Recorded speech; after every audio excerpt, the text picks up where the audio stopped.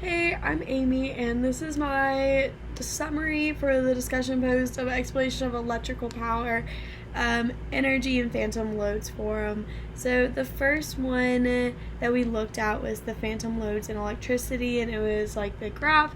And I found this really interesting because in class, someone had mentioned something about how like even if we don't have like our phone plugged in, like it still is taking power out just having like the box plugged in, and I just thought that was so interesting. Like I had never heard of anything like that before, and just looking at the chart, I would have never thought that a security system would take the most even if it's not using anything. Like I just had never even thought about that before. So I don't know, like the past 2 days I've kind of just been unplugging my charger even if I'm not using it just to save electricity. So yeah, and then also when you clicked on like the link, it took you to like the whole article, and I thought that was really interesting that it talked about AC and DC generators because we kind of learned a little bit about that in the video, and it said in there like AC generators cost less and produce more than DC generators. So I thought that was really interesting.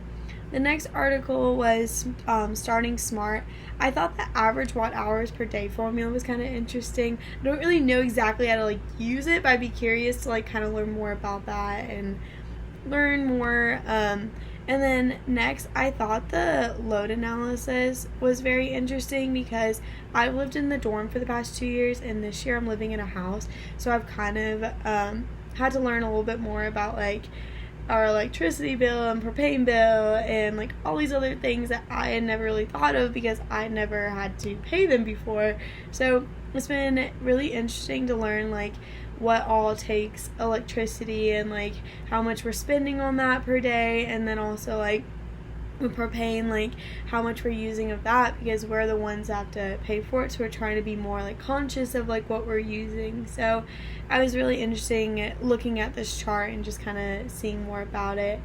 The last one was the most misunderstood concept in renewable energy, and I thought this was interesting because at the beginning of class, like the question we had asked was like, what's the difference between power and energy, and I had no idea. I'm an elementary ed major, so all of this that we're learning is just very like new to me because I just am not a super sciencey person, and also I only took like gen ed bio, so I am learning a lot in this class just from the few things we've done. But it was interesting learning the difference, and I wrote down the definitions, and like from what I understand is that power is like the measure of it, like how much capacity like it could possibly have to produce electricity, and then energy is like the measure of how much it actually like produces. So it was kind of interesting to learn that. So yeah.